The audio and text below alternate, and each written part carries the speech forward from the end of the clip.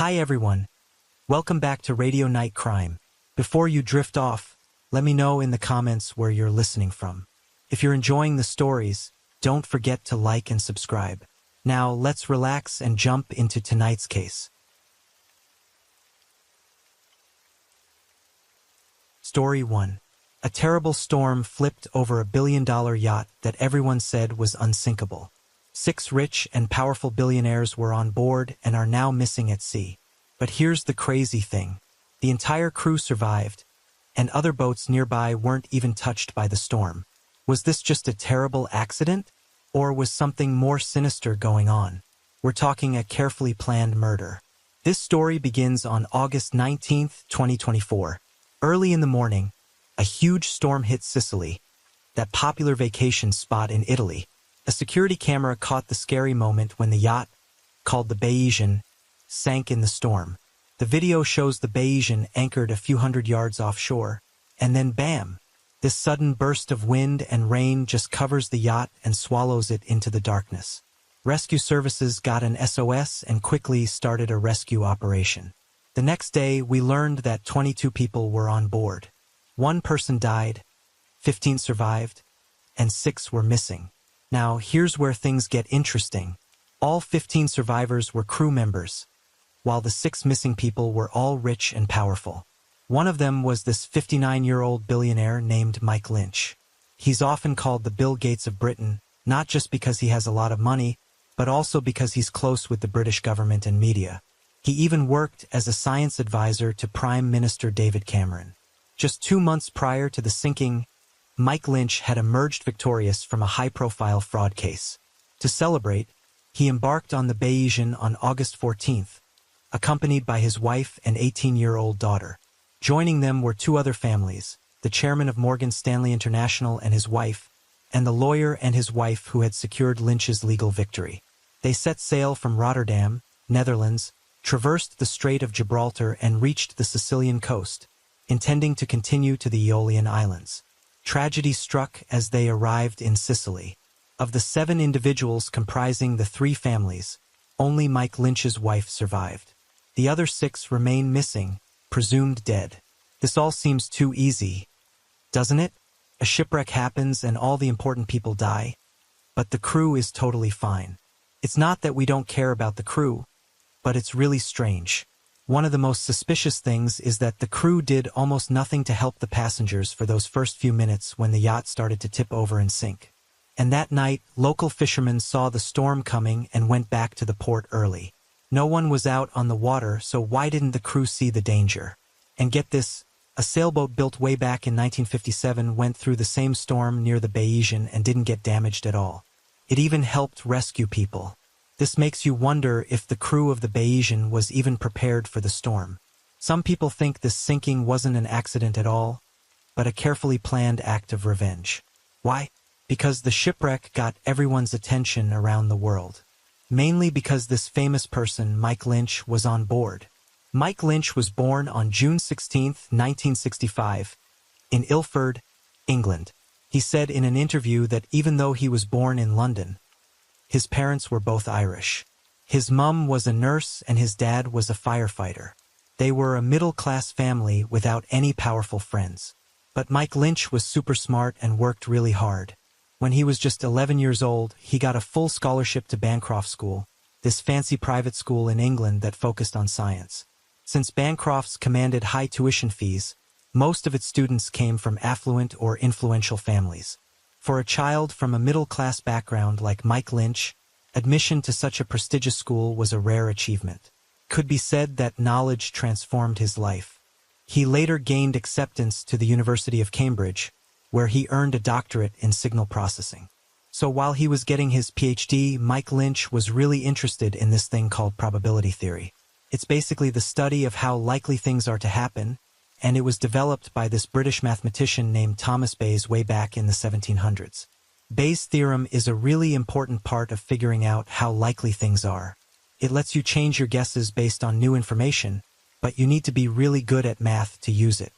Mike Lynch made some important discoveries in this area, and the big paper he wrote for his PhD became super popular. He used what he learned about Bayes' theorem to start 3 companies, and they all became leaders in technology. He started his first company, Linux System, in the late 1980s while he was still working on his PhD. The company made audio products for recording studios. Then, in 1991, he started another company called Cambridge Neuromics. This one used really advanced technology to identify fingerprints, even if they were blurry or smudged. They even got contracts with the British police. In 1996, Mike Lynch started Autonomy with some other people, and he was the CEO. This company quickly became successful and was really important to the British economy. All three companies Mike Lynch founded were rooted in Bayesian probability theory. Autonomy's core technology, in particular, focused on automated information retrieval. Simply put, the company's software could understand and process unstructured data like audio, video, and text from sources such as phone calls, emails, and videos, enabling users to efficiently gather and analyze information. The resounding success of these ventures proved Mike Lynch's ability to transform knowledge into tangible value.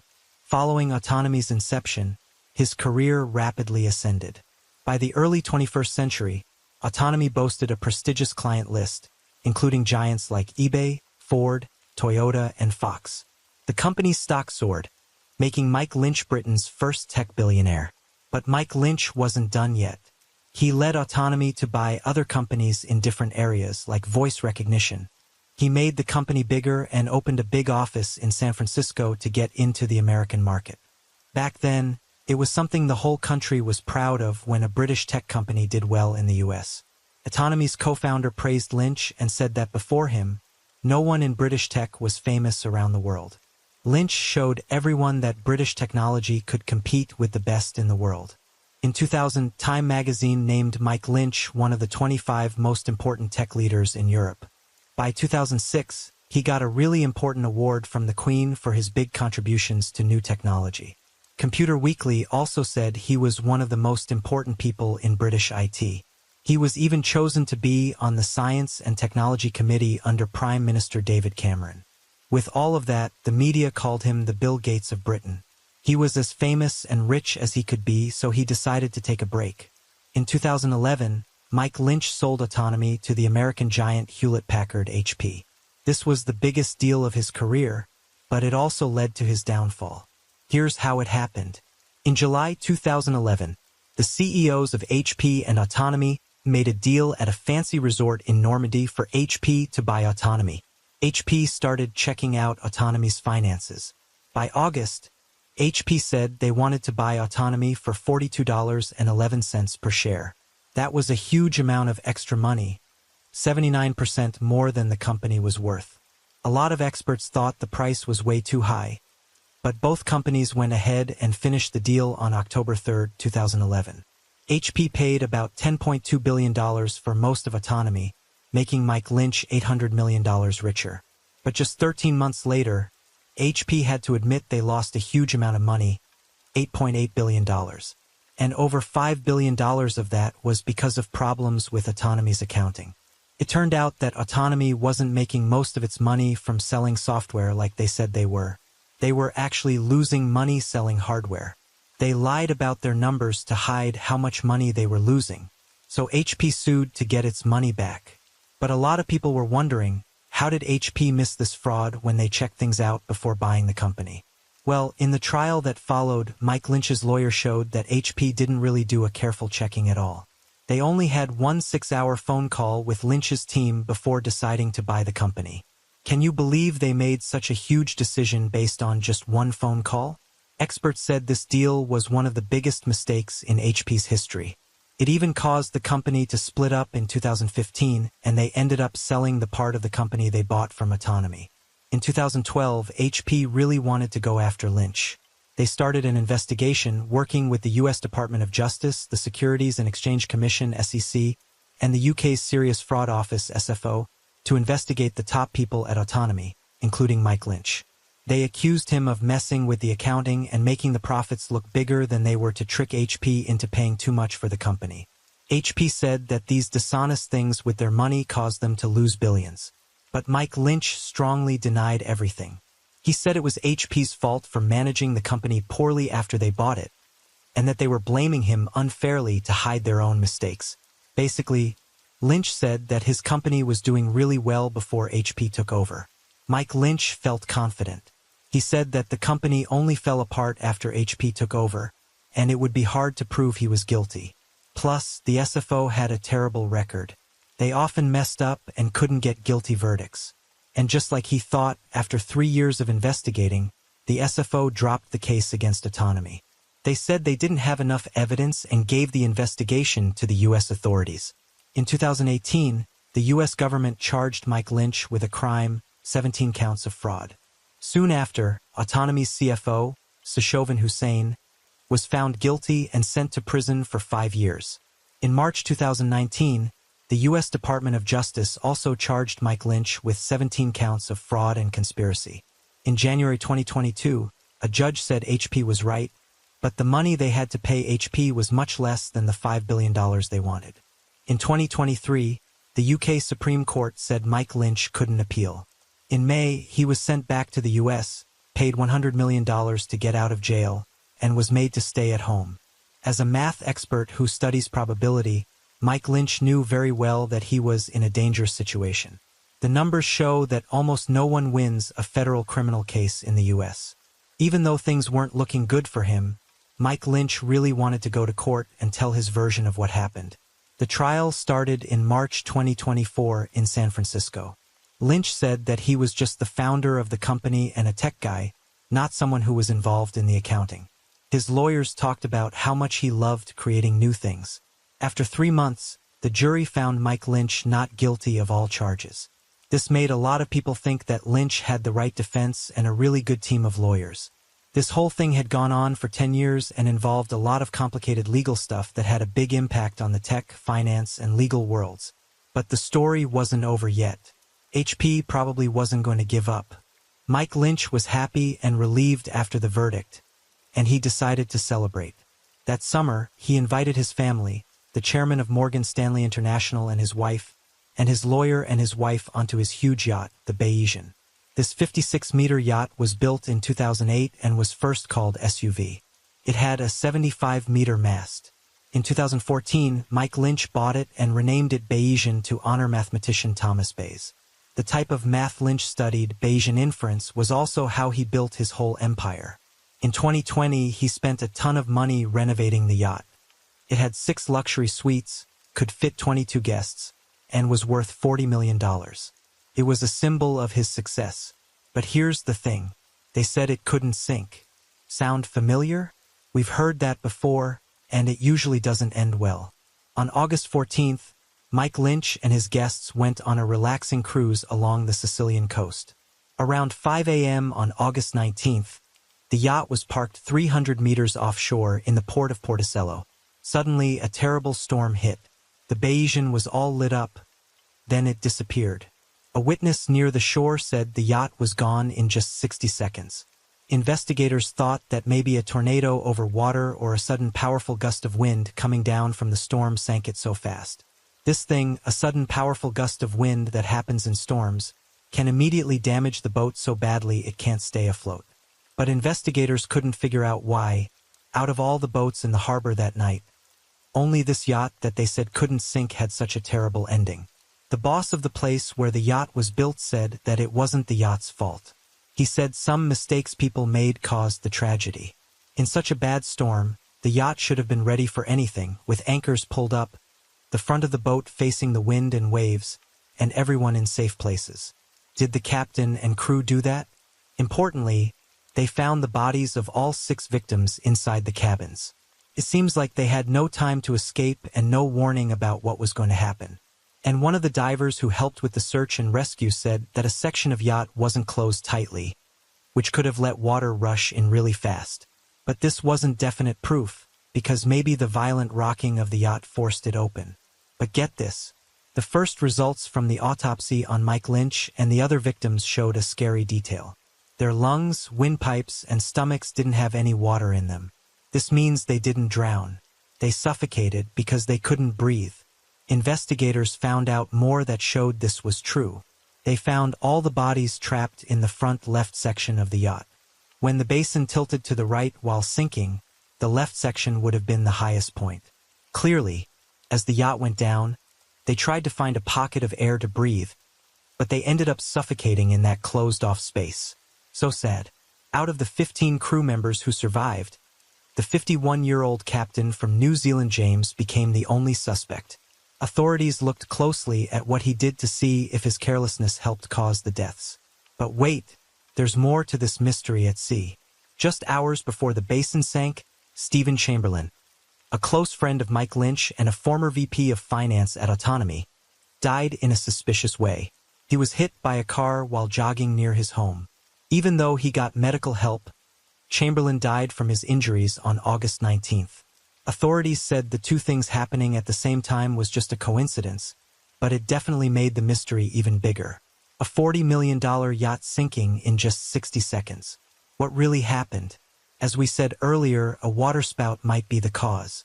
Waterspouts aren't rare in Italy during late summer, especially when caused by the warm Mediterranean waters. Waves 2 to 3 meters high, swirling around because of the strong winds, can easily crash over the boat's deck. Weather experts say Italy gets over 100 waterspouts every year. In coastal areas, these strong gusts of wind can appear suddenly, without warning, in a matter of seconds, and then quickly go away. But could a waterspout definitely sink the basin?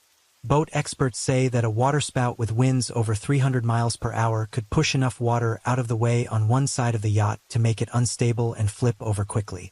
If this is what happened, it would be a disaster that only happens once every 100 years. We don't know the exact chance of that happening. But Italian authorities weren't just looking at natural causes. They were also looking closely at human factors. As the investigation went deeper, some possible explanations for the sinking came up. One possible explanation was that the yacht's mast couldn't handle the wind. The really tall mast, together with a sudden, powerful gust, could have flipped the yacht over. Imagine a tall, strong person with weak legs. The captain of a nearby boat said that even though the basin's sails were rolled up, the mast and the ropes and wires that hold the sails still caught a lot of wind. When the sudden storm hit, the mast worked like a lever, flipping the yacht into the sea. The basin's mast, at over 70 meters, as tall as a 20-story building, was one of the tallest in the world for its class. But the people who built the yacht said that the mast was safe and that the yacht was totally stable. They said that even with such a tall mast, if the sails were down, it shouldn't catch enough wind to flip the yacht over. Another possibility was that there were problems with how the yacht was built, like with the keel. The keel is this big fin on the bottom of the boat that keeps it balanced. The basin's keel could be moved up and down so it could go into harbors where the water isn't very deep.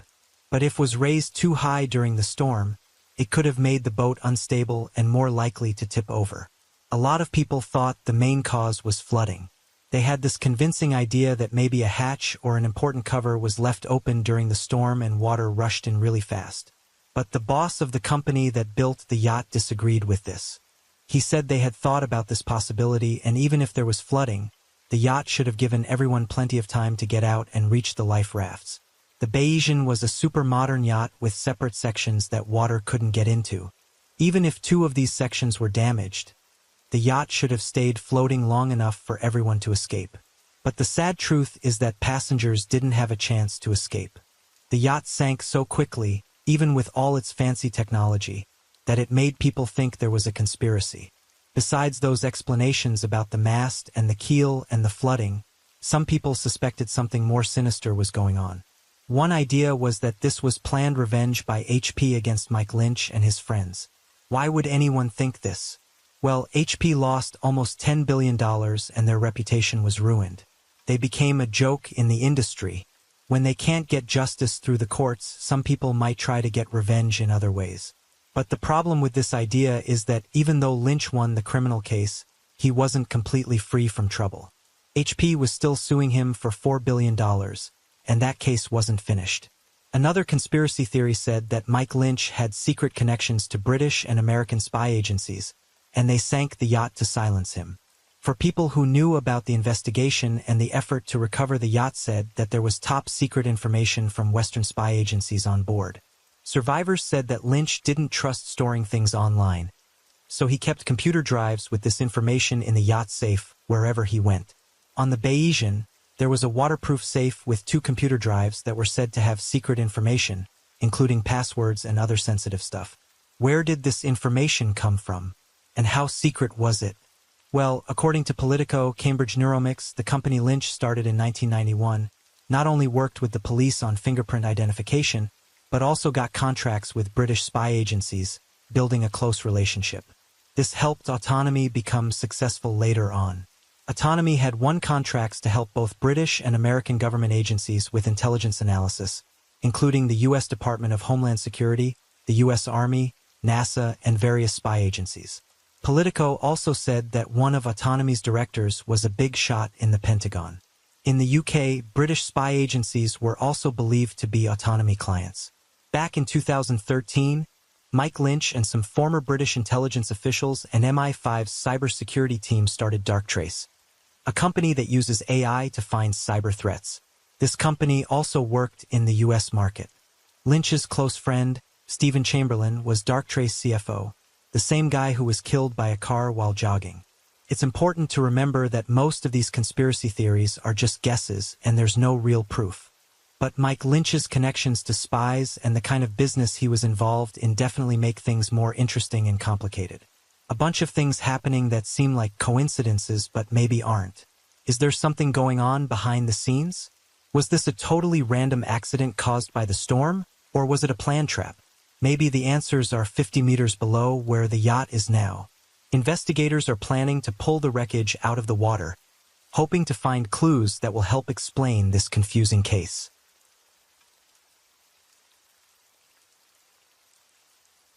Story 2. On a normal summer day in Toronto, something terrible happened that shocked the whole city.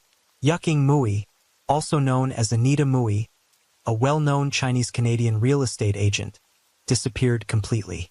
3 days later, they found her burned body. This scared everyone in Toronto's Chinese community and made people all over the country shocked and scared. Everyone was wondering who could have done such a terrible thing. As the investigation became more serious, a lot of possible suspects appeared. There was an ex-boyfriend who was violent in the past, an ex-employee who was angry, former clients who had legal problems with her, and even rivals in the competitive real estate industry. It was like a scary movie where everyone had a reason to kill her. Secrets were hidden everywhere and danger seemed to be around every corner. Detectives carefully investigated the mystery and a terrible truth started to come out. But they couldn't find the criminal. He disappeared. Who was behind this terrible crime? Who took Anita Mui away from her family and friends? Going back to August 9, 2024, around noon, the York Regional Police in the Greater Toronto Area got a missing person report. The caller was Anita Mui's son, and he reported in a panic that his mother had disappeared. No one had been able to contact her since around 9:30 that morning. Mui had left her home in Markham that morning for a meeting with an important client. Everything seemed normal. She even talked to her son on the phone around 11 a.m. But after that call, she stopped communicating.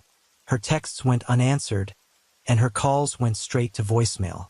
Her son got more and more worried and tried to reach her for an hour before finally calling the police. The police acted quickly when they got the report. They used GPS to find Mui's phone and car, and used her daily schedule to help them start their investigation. People were how quickly they acted. Why were the Toronto police, who are known for being slow in serious cases, acting so quickly? Especially since there's a lot of crime and not enough police officers. A healthy adult woman had only been missing for less than an hour. Why were they in such a hurry? Was there something more to this case? Well, there were a few reasons why people were paying so much attention to Mui's disappearance. According to local Chinese media, Mui wasn't just a successful real estate agent. She had a lot of connections in politics and business, including with police inspectors. When someone like Mui went missing, it was never just a simple missing person case. It seems like the police made the case a priority right away. Just 2 weeks earlier, another Chinese woman, Dr. Jiang Ying, was kidnapped and murdered in Markham. Scarily, Dr. Jiang's clinic, where she was kidnapped, was less than 10 kilometers from where Mui was last seen. Both women were of Chinese descent, around the same age and height. They had arrested a suspect in Dr. Zhang's case, but he wouldn't talk to the police. This made people think that maybe he had a helper or that there was another killer copying him. The possibility of a serial killer targeting successful middle-aged Chinese women was a serious worry for both the police and the community. Importantly, Mui's son said that his mother had told him to call her every hour to make sure she was okay. If anything seemed wrong, he was supposed to call the police immediately. What happened during that last phone call at 11 a.m. between the mother and son? Did she secretly ask for help? Did her son hear something strange in her voice? These worrying questions definitely made him report her missing quickly. But the police kept the details of that call secret, which made the investigation even more mysterious. At first, both the police and people online trying to solve the case thought that Mui was kidnapped for ransom. Real estate agents, especially in Toronto with its high property values, make a lot of money, making them good targets for criminals. This wealth attracts criminals who don't mind using violence. Being a real estate agent is a more dangerous job than you think. Agents often meet clients alone in private places, like empty houses, making them much more vulnerable. It's pretty common to hear stories about agents getting robbed of cash, jewelry, or even their car keys. There have even been some famous cases, like the murder of Han Jiangwo in Toronto, or the attack on a young female agent in British Columbia while she was showing a property. This shows how dangerous it can be. So, some insurance companies now offer special insurance plans for real estate agents, a clear sign of the dangers they face. Because of this, a lot of agents have started taking self-defense classes, and they don't show off their wealth as much anymore. Instead of wearing expensive clothes and driving fancy cars, they try to be more low-key. They know that being seen can make them a target. Even though being low-key has become more common lately, Moi couldn't avoid being in the spotlight. Her huge success got her a place on the top 10 real estate agents list for Century 21 in Canada. This meant she wasn't just selling expensive houses. She was also involved in Toronto's tough commercial real estate market. The night before she disappeared, Moi went to a company event for the best agents. Everyone congratulated her because she had just sold a property for millions of dollars. In the real estate world, they say 3 years without a deal, but one deal is enough to live on for 3 years. For some people, this would be the best moment of their career. But for a top performer like Moi, it was no big deal. Of course, success made some people admire her and some people envy her, but it also made her a target. To criminals, Moi was a great opportunity. Was her kidnapping a bold and risky move? A random thing? Or was it a carefully planned operation, done quickly and smoothly? That afternoon, the police found Moi's white Mercedes SUV left in a parking lot in Scarborough, just a 15-minute drive from her home. There were no signs of a fight and no blood inside the car, but there were lots of fingerprints and hairs in the car, which made the forensic investigation difficult. Moi wasn't the only one who used the Mercedes, so it was hard to find evidence belonging to the criminal. Importantly, the car had been bought just a few months earlier, when car thefts were on the rise in Toronto. It was worth a lot of money, so it was strange that the kidnappers left it behind. Did this mean the crime wasn't about money? People say that within a day of Moi's disappearance, her family had gathered 1 million Canadian dollars in cash and even set up a Bitcoin account, ready to pay any ransom. But they never got a call, no ransom demand, no communication from the kidnappers. So what was the reason? Money didn't seem to be it. Was Moi herself the target? She was successful, young, and knew a lot of people. As the investigation continued, detectives couldn't say for sure that it wasn't a crime of passion. Almost as soon as news of Moi's disappearance got out, rumors started spreading on social media. Some people whispered that her boyfriend, who they said was a Vietnamese gang leader, was involved. Others thought that maybe a recent breakup made him do something desperate. But these rumors quickly fell apart. Moi's boyfriend wasn't a gang leader. He was an important person at a bank. Handsome, tall, and rich. Only one thing in the rumor was true.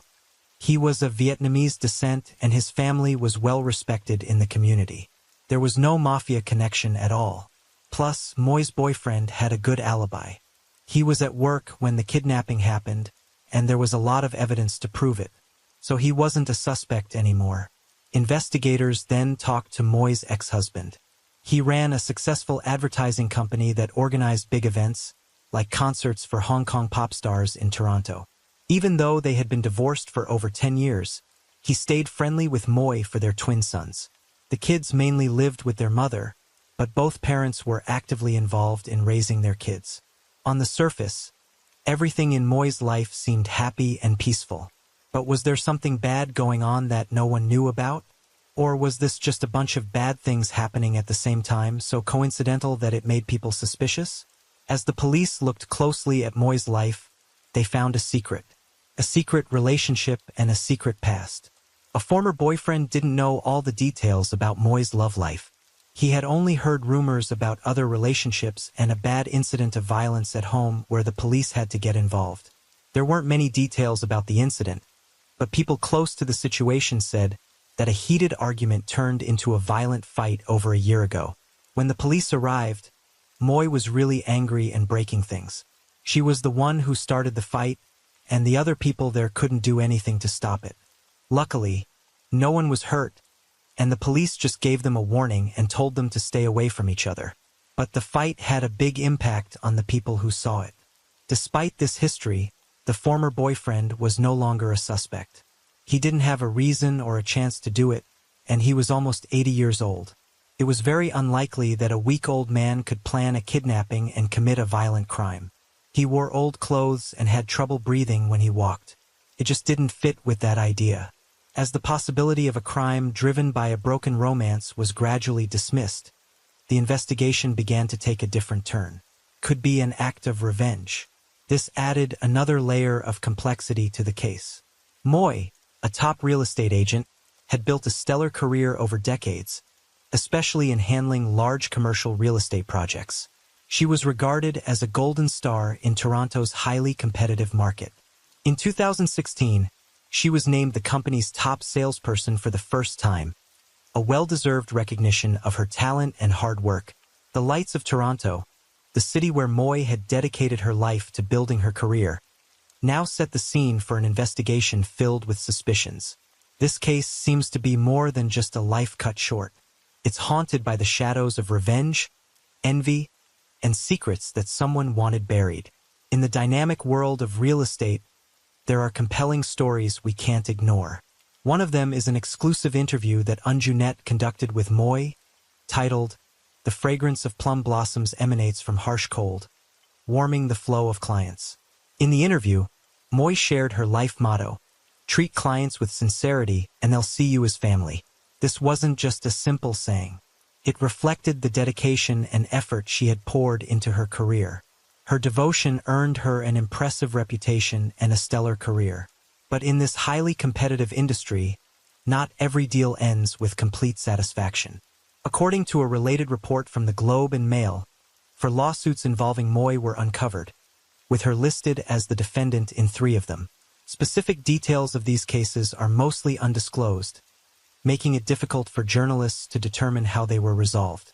However, another source revealed one case that truly became intense. Moy represented a buyer in a transaction for a shopping center worth tens of millions of dollars. At the time, the real estate market was booming with fierce competition among investors. When the buyer's foreign loan was still pending approval, Moy, acting decisively, urged the client to place a $1 million deposit to ensure the property wasn't taken by another party. Unfortunately, the loan was denied. After attempts to secure financing at multiple banks failed, the buyer not only lost the dream shopping center, but also the $1 million deposit per the contract. Anger and frustration pushed the buyer to bring the matter to light. Both Moy and the seller were sued, with allegations of contract misrepresentation and deception, along with demands to return the deposit. Thus, a legal battle officially began. About this sensitive issue, many experts in real estate agree that if the buyer's claims are true, Moy's actions are very questionable and a serious break of professional ethics. As the buyer's agent, Moy should have protected her client's interests, especially since the contract clearly stated that the deposit was non-refundable. In a risky situation like this, such decisions should be made very carefully. In this field, agents usually break down the process into many steps, almost like going through levels in a video game. Only after all the early steps are done should an agent advise a client to put down a deposit. Getting loan approval is the most important of these steps. Without any progress on the loan, how could Moy suggest her client place such a large deposit? If the buyer hasn't exaggerated the story for the lawsuit, maybe Moy was too confident in her experience and connections. Perhaps she was eager to finish the deal and hastily encouraged the buyer to make the deposit, hoping the loan would be approved afterward. This would have been a deal that could support her for the next 3 years. But when things went wrong, the lost money wasn't hers. This goes against basic industry standards, where every choice should be thought through. The result not only hurt the client financially, but also led people to wonder if Moy had some secret deal with the seller, adding to the public's doubt and concern. It's no surprise that Moy ended up in court, a turn no one would have imagined in her well-known career. Her path from a bright career to facing these accusations makes people think about the importance of honesty and ethics in business. Many of Moy's colleagues couldn't hide their frustration and criticized her actions. They described Moy as a determined person with huge ambitions, often taking big risks just to get high rewards. While colleagues and clients had concerns, her employees were even more discontented. According to the Century 21 website, during her time at the company, Moy ran her own office and at times employed up to 5 staff members.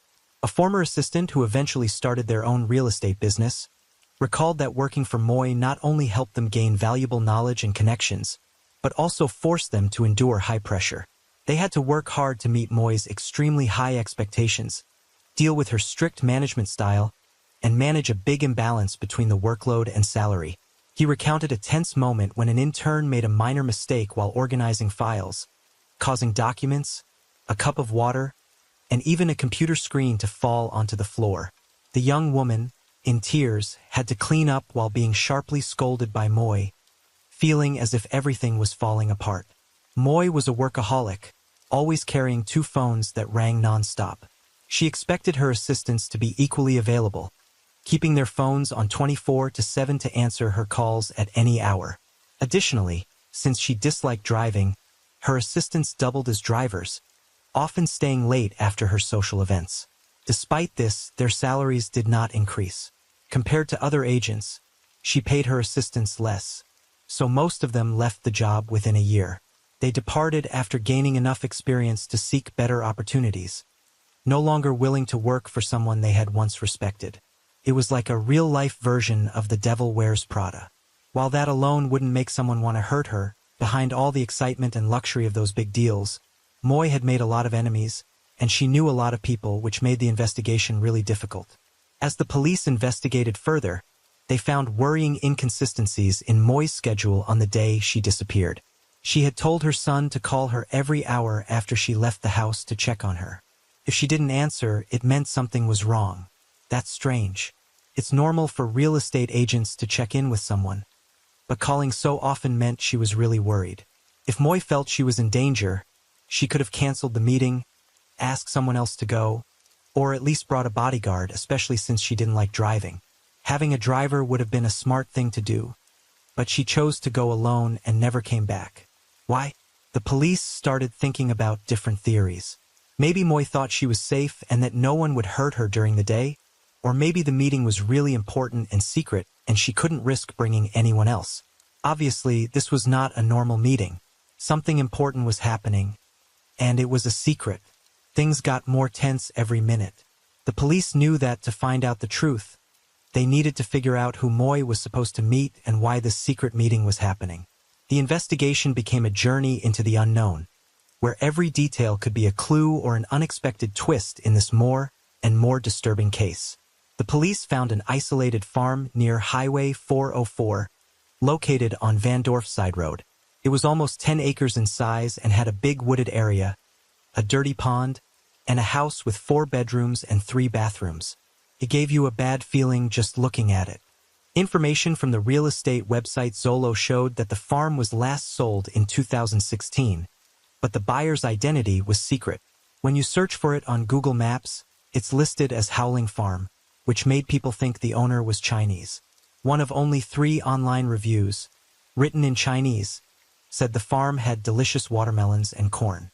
The owner tried to sell the farm again, just a year after buying it, but they couldn't find a buyer, even after lowering the price a few times. Eventually, they tried to rent it out for $3,500 per month, probably to try and get some of their money back. A neighbor told reporters from the Globe and Mail that the land and house had been mostly empty for 10 years. Every now and then, a farmer would rent part of the land during the summer to grow crops, but he never lived there. He would just drive away each day after work. The farm was hard to sell, not just because they didn't want to lower the price, but also because it was so far away from everything.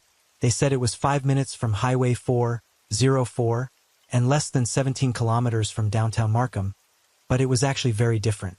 The neighbor said, "You don't see many people around here during the day, and at night it gets even more creepy. There are no streetlights, it's completely dark, and you can see every star in the sky. It's like something out of a horror movie." So, Moy drove alone to this creepy and mysterious place. Imagine her driving there, with the dark shadows of the trees along the road, making it even creepier. You could really feel that something bad was about to happen. Interestingly, this farm had been for sale with the real estate company Remax before, but for some reason, it suddenly disappeared from their website in late June of that year. It wasn't for sale anymore, and there was no sign that anyone was renting it. But Remax said that even though the property wasn't on their website, agents could still show it to potential buyers through private deals, these secret listings. The farm was creepy because it was so empty and isolated. The house didn't have any furniture or valuable things inside, so real estate agents usually weren't there for showings. They just left the key in a small box with a lock on it and gave the code to open it to other agents. This made it really hard to know who was coming and going from the property. Moy had written down the farm's address in her planner, but she didn't write down who she was meeting. So, the police thought this unknown potential buyer was the main suspect. Meanwhile, the police closed off the farm and started a big search. Drones flew overhead, taking pictures of the woods and the pond with unclear water. Police dogs searched the area for any sign of Moy. The air was filled with unanswered questions, and a lot of unanswered questions hung over the scene. Soon, rumors started spreading on social media that something terrible had happened at that creepy farm. People were really scared, and the news made everyone in the community nervous. It used to be such a safe place. Big news channels started talking about it, and everyone was watching to see what would happen. While they were searching the farm, the police found some bags that looked suspicious, but Moy was still missing. It seemed like she had disappeared into the woods and the pond with unclear water. Things got more tense every minute. On a website where people were talking about the case, someone suddenly said that Moy's family was talking to lawyers about her will. This made people think that she was probably dead. It was a scary sign, and everyone was preparing for the worst. Sadly, those fears came true. On August 12th, the police reported a fire at Paris Sound in northern Ontario, almost 200 kilometers from the farm. When firefighters arrived to put out the fire, they found a body that was badly burned. After doing a DNA test, the police said the victim was Anita Moy. It had only been 3 days since they found the body, but it took almost a week to figure out who she was because the police wanted to keep things secret. Meanwhile, they continued to quietly search the farm, being careful not to warn any suspects. They thought the crime happened at the farm, and the killer moved Moy's body over 200 kilometers to get rid of and burn it. This terrible detail made people who study criminals think that maybe the killer was really angry at Moy and wanted to completely destroy her, or maybe they left DNA evidence at the scene and burned the body to get rid of any evidence they were there. Soon after they confirmed that the body was Moy, the police said they arrested 3 people for the murder. This meant the investigation was making progress, but there were still a lot of unanswered questions. While everyone was upset, a surprising detail came out. All 3 people arrested were teenagers. We couldn't be told their names, genders, or ethnicities, but the police said 2 were only 16 years old and the 3rd was 17. They were from Whitby, a town near Toronto. When they were arrested, they had Moy's wallet and credit cards, which made people think that maybe this was just a simple robbery that went wrong. People got even more upset. Youth crime has been increasing in a scary way all over Canada lately, not just in Toronto. Most of the time, it's just kids stealing small things or getting in trouble for small drug crimes. But kidnapping, murder, and burning the body, that's a scary change. But there were still some questions. How did these kids trick Moy into going to such an isolated place? You don't need a lot of background checks to see a property worth hundreds of thousands of dollars. But convincing a top agent like Moy to show it herself wouldn't have been easy. Even if they lied about how much money they had, it's unlikely they could trick Moy, who was really experienced. She probably would have figured out they were lying after talking to them a few times. There's no way she would have been tricked into a trap. After investigating further, the police confirmed that people were right to be suspicious. The 3 teenagers were charged with fraud and having an illegal weapon, but not with kidnapping or murder. This meant they were probably just minor criminals, maybe helping to get rid of things or evidence, or maybe they didn't even know what was going on and got caught up in something terrible. They didn't report the crime, and they even stole Moy's wallet and credit cards and went on a shopping spree. Thanks to what these minor criminals admitted, the police quickly found 2 suspicious cars, a white Mercedes Sprinter van and a gray Porsche Cayenne. They looked into car loans connected to these vehicles and found a Chinese man named Hu Jixiong, who became the main suspect in the investigation. And get this, right after they put out a warrant for his arrest, the Canada Border Services Agency told the police that Hu Jixiong had left Canada on August 12th and he was going to Hong Kong. They didn't say where he left the country, if he was alone or with family, and they couldn't even say for sure if Hong Kong was his final stop. Looking at when everything happened, it seems like after getting rid of and burning Moy's body, Hu left the country right away. This made a lot of people think the escape was planned. Going to Hong Kong was probably a smart move. Since 2020, Canada had stopped their agreement to send criminals back to each other and stopped selling weapons to Hong Kong. And there's no agreement like that between Canada and mainland China. This meant that even if they caught Hu in Hong Kong or China, there was almost no chance of sending him back to Canada for a trial. Even with these big problems, Canadian authorities were still determined to catch him. They said they were working with Interpol to ask police all over the world to find and arrest Hu. It might be impossible to get him back to Canada, but if he has a trial in Hong Kong or China, or if they force him to confess and tell them why he did it, and if anyone else helped him, it would give Moy's family and friends some closure and justice. Finally, the police said there was no direct connection between the murders of Dr. Zhang Ying and Moy, but it's a scary coincidence that 2 big cases with middle-aged Chinese women as victims happened in the same area so close together, and that they think both were done by Chinese men with no criminal record. Anita Moy's story is a warning for people living in another country. Don't be too trusting, especially when you meet someone who pretends to be from the same country as you. Sometimes, meeting someone from your country can lead to being betrayed and hurt. So that's all we know about this case for now. They probably won't find out much more unless they catch Hu Jixiong. We hope the police get a lucky break and catch him quickly so that Moy's family can get justice.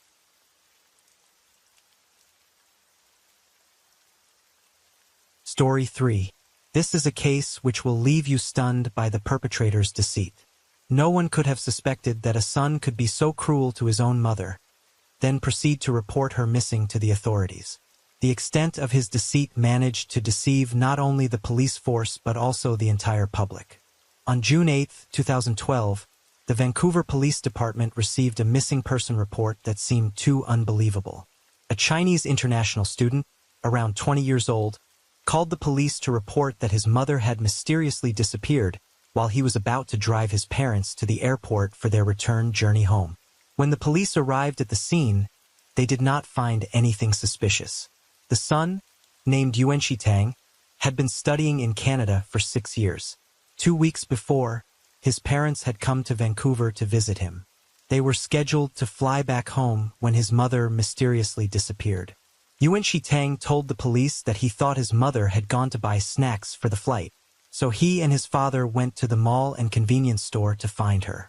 However, they could not find her and decided to call the police when it was almost time for their flight. The two were very worried, and the police decided to go to the airport to search for her. They also hypothesized that she might have already boarded their flight.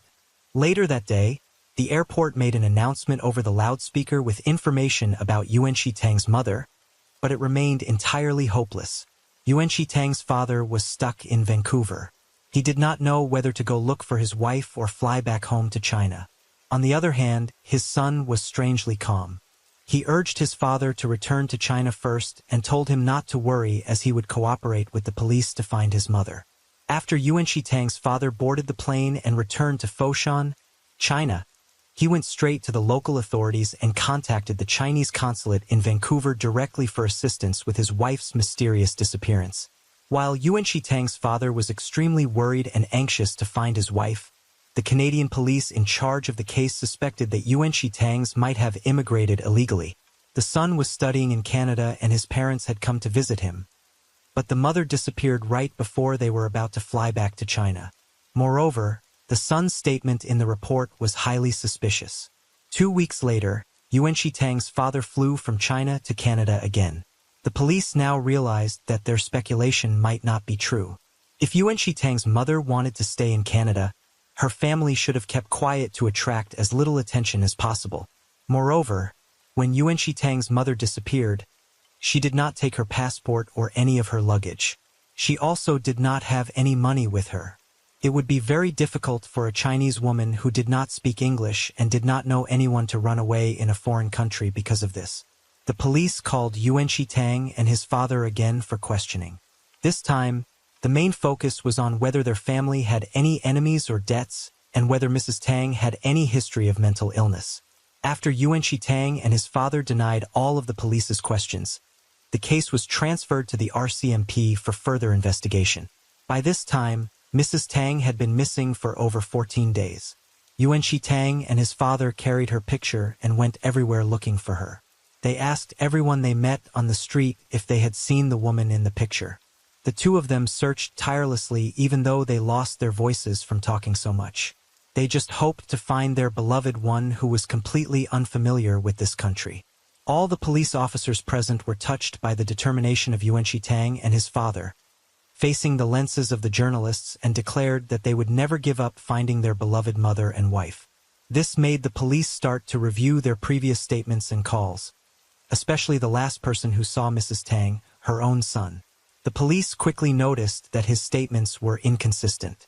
For example, in the 911 call, he first said that he was going to pick up his mother from the airport, but then he changed it to saying that he was going to pick up his mother for breakfast. He said that his mother was alone in the hotel room, but then he said that his father was also sleeping in the room. Yuan Shitang had been in Canada for 6 years, but his English was still quite poor, and he could not fully understand the questions asked by the 911 operator. He could not even tell if his mother was tall or short, fat or thin. He excused his contradictions by saying, "I don't understand and I don't know how to explain it." The police could not find any reason to continue investigating Yuan Shitang. They could not help but wonder why Yuan Shitang was still struggled with communication despite having been after living in Canada for 6 years. The police then started checking the passengers staying at the hotel. Finally, they found a very important clue. In the room next door to where the incident happened, there was another Chinese man named Tang. As the investigation went deeper, the police found out that the person who rented the room next door was Yuan Shitang. When Yuan Shitang called 911, he told the police that on the morning his mother went missing. He went from his place to the hotel to pick her up. However, it raised suspicions when it was revealed that not only did the son have a room in the same hotel as his parents, but it was also right next to them. Yuan Shitang was very calm when answering the police's questions. Through the translator, he explained, "The place where I live is a bit far from the hotel where my parents are staying, so I booked a room in the hotel for convenience." When questioned about why he hadn't disclosed this earlier, Yuan Shitang simply replied, "You didn't ask. Why should I have to mention it?" Looking at this dutiful son, one wonders whether he came to the police station to test the police's professional skills or to report his mother's case. Soon after, the police searched the room that Yuan Shitang had rented.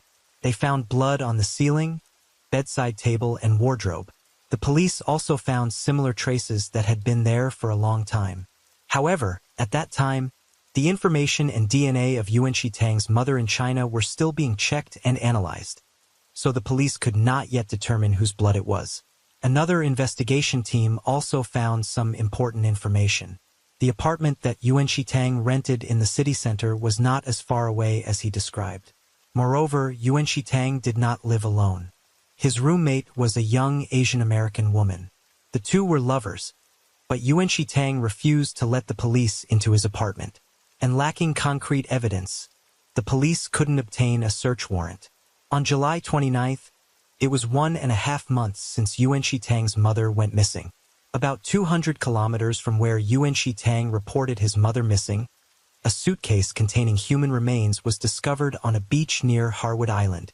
The badly decomposed body inside was identified as that of a middle-aged Asian woman, suspected to be Yuan Shitang's mother, based on clothing. The autopsy report also confirmed that the remains were those of Yuan Shitang's mother, who had been missing for more than a month.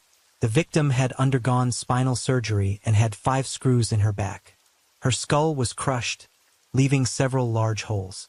After it was determined that Yuan Shitang's mother was murdered, her son became the primary suspect in the case. During the investigation, the police could choose to investigate in the traditional way: surveillance, interrogation, search for evidence. But of course, they could also choose a different direction of investigation. And the entrapment tactic would be more effective. To avoid pulling a vine and shaking the woods, the police kept the discovery of Yuan Shitang's mother's body a secret. A week later, a famous undercover policewoman in Guangdong called the number that Yuan Shitang had printed on his missing persons poster and said that she had information to provide. The two agreed to meet at a Starbucks coffee shop. She told Yuan Shitang that she had found a suitcase while fishing with a friend. She expressed fear and reluctance to approach her friend said that the body was wearing a blue shirt similar to the one Yuan Shitang's mother was wearing in the poster. And the body had the same hairstyle as Yuan Shitang's mother in the photo. She said they hadn't reported it to the police yet, but if Yuan Shitang paid them a cash sum, they would help him dispose of the suitcase containing the body. Yuan Shitang rose abruptly from his seat and departed upon hearing the woman's words. The woman chased after him and said, "Be honest, your mother was beaten to death. If you had nothing to do with it, you would have called the police at the coffee shop. Think carefully about my offer." She then gave Yuan Shitang her phone number and told him to call her if he changed his mind. But he shouldn't think about it for too long, because otherwise she would hand the suitcase over to the police. That night, after thinking about it, Yuan Shitang called the woman's number. He said he didn't have enough money, but pledged to procure the requested amount. He suggested her call his father and say that his mother had been kidnapped and his father would pay her the money. The woman, who was actually an undercover policewoman, then took Yuan Shitang to meet her boss. He was a Hong Kong man who claimed to be a member of the Triads. Of course, this man was also another undercover Asian police officer. The boss told Yuan Shitang that they could help him dispose of the suitcase, but Yuan Shitang would have to provide more information about what he had done so that they could erase all traces and avoid suspicion from the police. At first, Yuan Shitang was still suspicious of the boss. But when the boss mentioned the size, color, and model of the suitcase, Yuan Shitang completely trusted him. In the next few meetings, Yuan Shitang described in detail how he killed his own mother. The truth was that Yuan Shitang's mother was already dead the night before he reported her missing to the police. He had made a plan in advance and called his mother to the hotel room he had rented beforehand. He asked her to help him clean up, and when she was picking up the coins scattered on the bed, Yuan Shitang took a prepared hammer and hit her head several times. After she fell to the ground, Yuan Shitang used a pillow and covered her face for more than 20 minutes. He then checked to see if his mother was dead and put her body in a large suitcase and took it back to his apartment with his girlfriend. After doing all this, he returned to the hotel where his parents were staying the next morning, knocked on his father's door, asked if he had seen his mother, and told his father that she was gone. Then they both called the police. After Yuan Shitang's father flew back to China, Tang drove back to his apartment, took the suitcase, and went to a bridge over the Fraser River to dispose of the body. Then he returned to the scene of the crime to clean up the blood. He burned the pillow and threw the weapon into the river.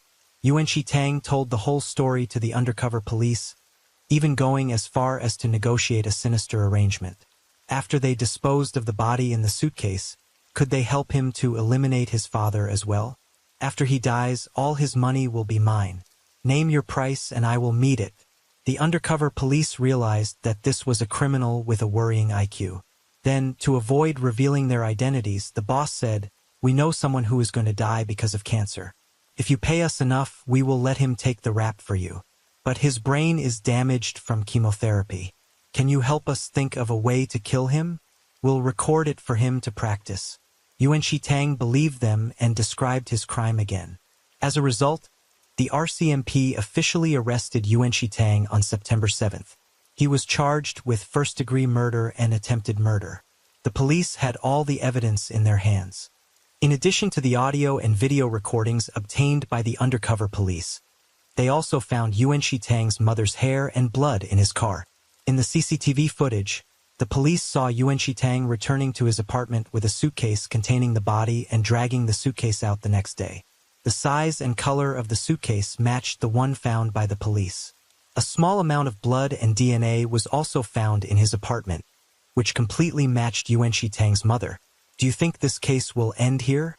Yuan Shitang is a filial son, so why did he do such a thing? And he must be punished by law for his crimes. However, there are obstacles in the trial of the case. Yuan Shitang's father has a strange way of thinking.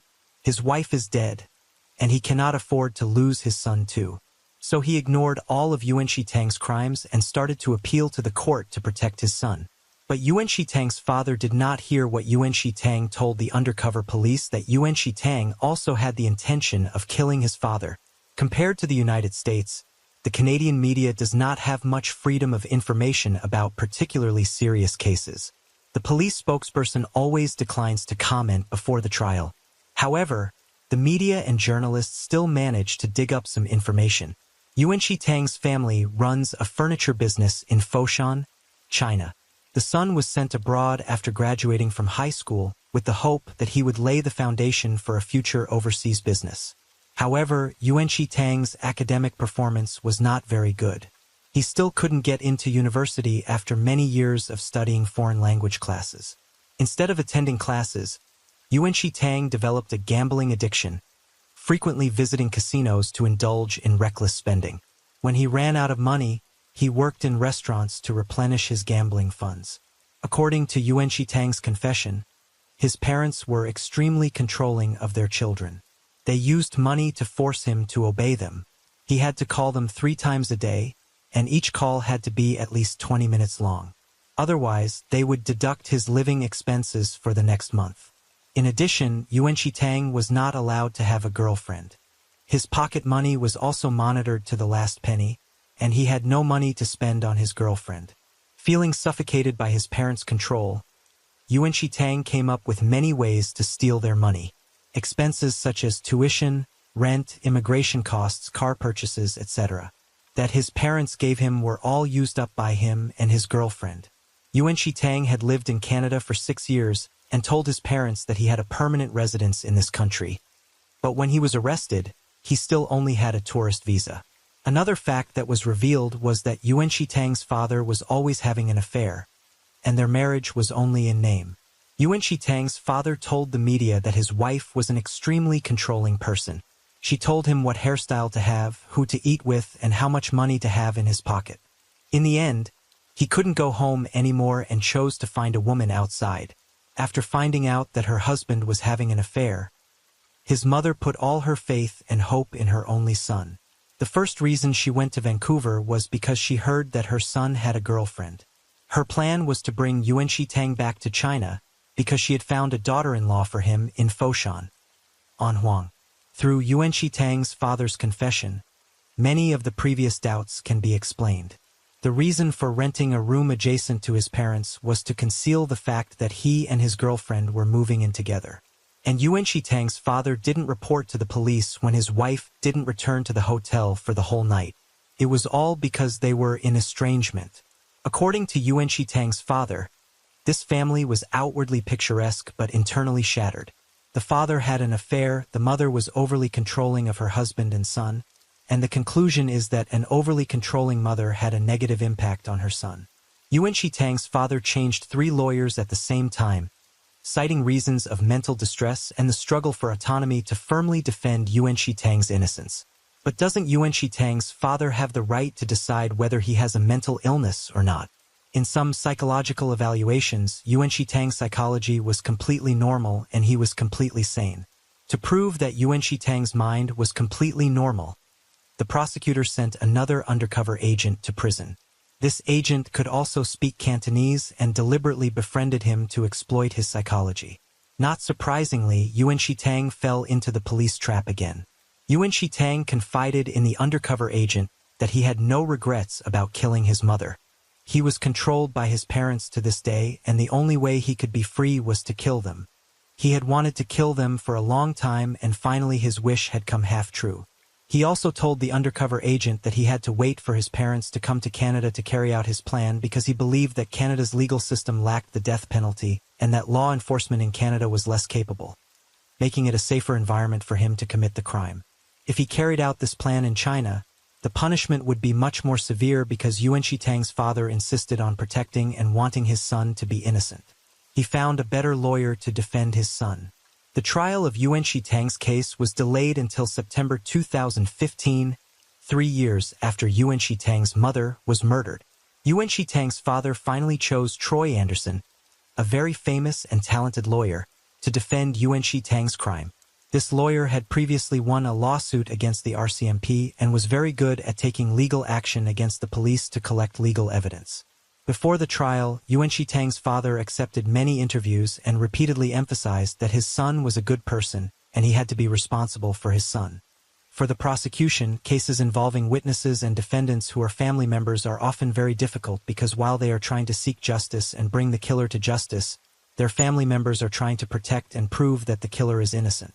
During the trial, a reporter saw Yuan Shitang's father walking past the dock during a break in the trial, and Yuan Shitang took the initiative to greet his father.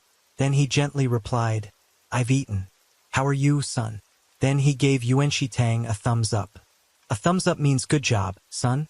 It's horrible and unimaginable why this family has such a twisted mind. It seems that both father and son want to be free from their wife and mother. In order to protect his son, the prosecution made a concession. The charge of attempted murder against Yuan Shitang was dropped. At the formal trial, Yuan Shitang was only charged with first-degree murder. Yuan Shitang testified in court that his parents were very strict and disciplined. When he was a child, if they found out he was lying, they would beat him with a feather duster or a wrench. However, this did not stop him from lying but rather made him better at lying. It can be seen that this corporal punishment was completely counterproductive for Yuan Shitang. Before the day of the crime, Yuan Shitang's mother found the receipt for her son's car rental. She knew that her son had asked her for money to buy a car, but instead of buying a car, he used the money to rent a car. She then asked her son to take her to the apartment he had asked his parents for money to buy for the purpose of renting it out. However, his girlfriend was living there at the time. If he took her there, everything would be exposed. He tried every reason to delay but could not stop his mother. So the plan to kill his mother came up and he planned to carry it out. Determining whether this plan was sudden or premeditated is crucial for the final verdict. Even though both scenarios may result in a life sentence, although both sentences are life sentences, the surprise sentence can be commuted after a minimum of 10 years, while the latter sentence cannot be commuted for 25 years. In the audio and video recording provided by the prosecution, Yuan Shitang confessed that he had long wanted to kill his parents to inherit their property. He would then sell the house in China and run away with his girlfriend. It is worth noting that he did not want to live his whole life with his girlfriend in Vancouver, but rather wanted to get back with his ex-girlfriend in China. This was a surprise. The two of them met in high school and were very much in love, but after Yuan Shitang's mother found out, she forced them to break up. In the past 6 years, whenever he had the opportunity to return to China, he would secretly meet this girlfriend. Once he changed his ticket after his parents took him to the airport and returned to China for a month to meet his girlfriend. The night before the crime, his ex-girlfriend contacted him online and told him that she had had an abortion a few days ago. The child was Yuan Shitang's.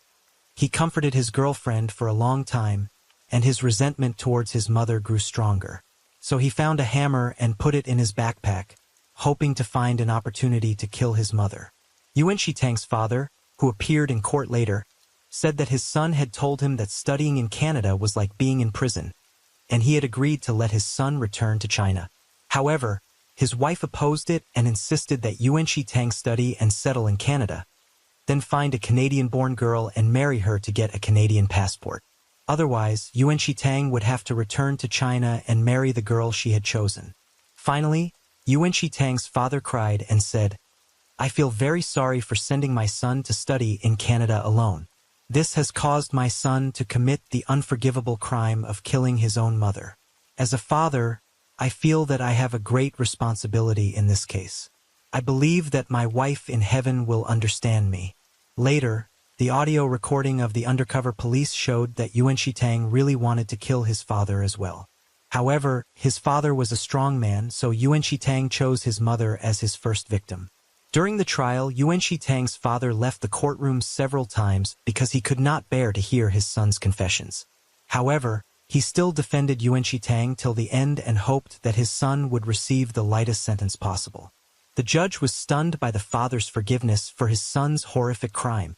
5 days of deliberation on whether Yuan Shitang had planned to kill his mother were unsuccessful. 2 of the jurors withdrew from the jury for personal reasons and were approved by the court. If one member was missing, the jury would be declared invalid and the trial would have to be suspended. Fortunately, the jury did not impose any further leniency and they reached a verdict the next day. Yuan Shitang was found guilty of second-degree murder. Of the 10 remaining people, 4 recommended a sentence of 25 years, 3 20 years, 2 15 years, and 1 10 years. In the end, the judge sentenced Yuan Shitang to life in prison without parole for 17 years. Both the prosecution and the defense were satisfied with the verdict. Reporters at the scene said Yuan Shitang was still smiling when he left the courtroom.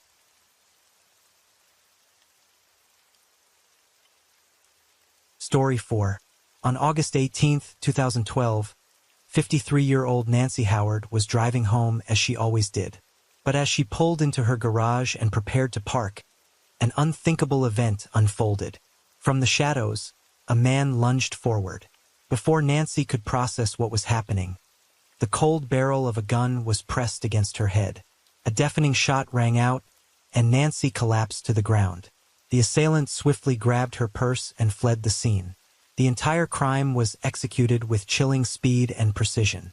Yet, the police quickly identified a suspect, a man named Dustin Hirams. At first, everyone assumed this was a random armed robbery gone wrong. But the truth lurking beneath the surface was far more shocking than investigators could have imagined. As they dug deeper, authorities uncovered a web of connections involving no fewer than 20 individuals. So, the questions arise. Who was Nancy?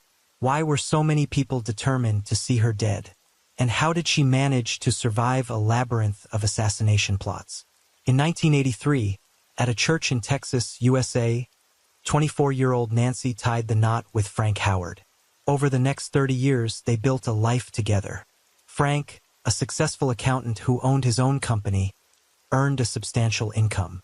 Nancy, choosing to be a full-time homemaker, devoted herself to managing the household and raising their children with unwavering care. To outsiders, they were the picture of an enviable, happy family. Even close friends and relatives often remarked that Nancy and Frank shared an exceptionally harmonious relationship, rarely exchanging harsh words over their decades together. But no one could have predicted that a seemingly routine business trip would set off a catastrophic chain of events, threatening to shatter their idyllic home. On July 25, 2009, during a work trip to California, Frank met a woman named Susanna Leontief. Some might jump to conclusions. Frank must have been captivated by Susanna's youthful beauty. That's partially true, but only half the story. Indeed, Frank fell for Susanna at first sight. However, she wasn't the young, glamorous woman one might imagine. Susanna was a middle-aged woman in her 50s, divorced, and raising 2 children alone on a tight budget. This just goes to show, love doesn't always need a reason. So, how deeply did Frank fall for Susanna? The answer might be hard to believe. Within just 6 months, Frank paid over $100,000 to cover college tuition for Susanna's daughter and treated her entire family to the Super Bowl, one of America's priciest sporting events. When Susanna expressed her love for outdoor adventures, Frank didn't hesitate to spend $30,000 on a small yacht to indulge her passion. Her aging, dilapidated house, Frank shelled out $900,000 to buy her a luxurious mansion. For private rendezvous, he purchased an additional $380,000 apartment. Lavish gifts, candlelit dinners, upscale restaurants, and private jet trips became routine in their relationship. When Frank ran out of ideas for gifts, he simply handed Susanna two checks, one for $500,000 and another for $200,000. His generosity was nothing short of staggering. At this point, you might wonder, with Frank so blatantly carrying on an affair, how could Nancy not have noticed? The answer isn't straightforward. For years, Nancy had poured her heart and soul into her family, embodying the role of a devoted wife and exemplary mother. But no matter how carefully Frank tried to conceal his actions, subtle changes in his behavior couldn't escape the keen instincts of a perceptive woman like Nancy. For instance, during this period, Frank almost never answered her calls. On the rare occasions he returned home, he insisted on sleeping in a separate room. The breaking point came when Frank casually hinted at divorce, half joking. When Nancy firmly replied that she'd rather meet the devil himself than agree to a divorce, Frank grew visibly irritated, accusing her of not knowing how to take a joke. This suggests Nancy likely sensed something was amiss, but without concrete evidence, she chose to trust her husband unconditionally, quietly nurturing and preserving their family. As both a wife and a mother, Nancy was truly beyond reproach. In such circumstances, divorce would have been an arduous path for Frank. Even if he pushed for a separation, the financial cost would have been astronomical. After days of wrestling with his emotions and weighing his interests, Frank hatched a sinister plan: hire someone to eliminate his wife. In 2010, Frank reached out to a man named Billy Hall. Before delving further, let's take a moment to examine this man's background. To put it bluntly, Billy was a 51-year-old drifter with no job or family, living off his girlfriend, her mother, and their 4 children in a cramped house. So why would Frank turn to someone like Billy for an assassination plot? Because Billy's past was a long rap sheet of misdeeds: brawling, drag racing, alcoholism, and disturbing the peace. If it was trouble, Billy had done it. Over his 50 years, he'd spent 14 years behind bars and had earned a reputation as a local underworld figure. When Frank first proposed taking a life, Billy's initial reaction was to shout, "Are you out of your mind?" But the moment Frank mentioned a $60,000 upfront payment for the job, Billy's tune changed. Beaming, he exclaimed, "Brother, I'm exactly the guy you're looking for." According to Billy, their first meeting took place outside a local store. When he arrived, a gray Lexus was waiting. As soon as Billy slid into the passenger seat, Frank handed him an envelope stuffed with $60,000 in cash, along with a photo of Nancy. Frank assured him this was merely a deposit. If the job was completed, Billy would receive hundreds of thousands more. Never in his life had Billy seen so much money.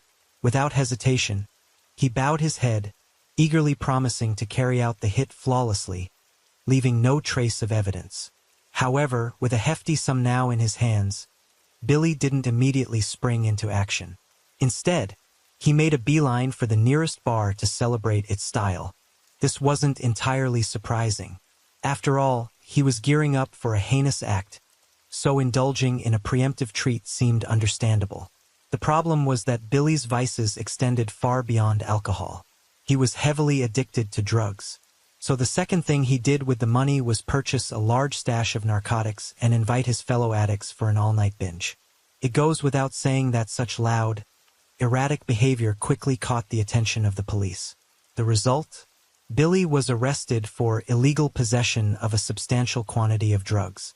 The remaining $60,000 he hadn't yet squandered was confiscated by authorities, who deemed it illicit due to its untraceable origins. Frank's initial deposit was as good as gone. There's an old saying, it's easy to go from frugality to extravagance, but nearly impossible to return to frugality from extravagance. After his release from jail, Billy found himself disoriented and restless. Having tasted the thrill of wealth, returning to his penniless, aimless existence was unbearable. After some deliberation, he decided to contact Frank again, hoping to wheedle another advance for personal expenses. To his credit, Frank proved to be a remarkably generous employer. Understanding that hiring a hitman was no simple task, He promptly wired Billy an additional $35,000 as operational funds. A reasonable person might assume Billy would learn from his mistakes and proceed with caution this time. But old habits die hard. Billy repeated the same reckless cycle. He took the money, bought drugs, gathered his cronies, and, predictably, was arrested again. In less than 2 months since Frank first approached him, Billy had landed behind bars twice for the same offense. It was clear to anyone paying attention, this man was utterly unreliable. The trouble was, finding a competent hitman wasn't exactly straightforward. To make matters worse, time was running out for Frank. Why the urgency? Because Susanna was growing tired of being the other woman. She had agreed to a relationship with a married man like Frank, based on his assurances that his marriage to Nancy was irreparably broken, and that divorce proceedings were underway.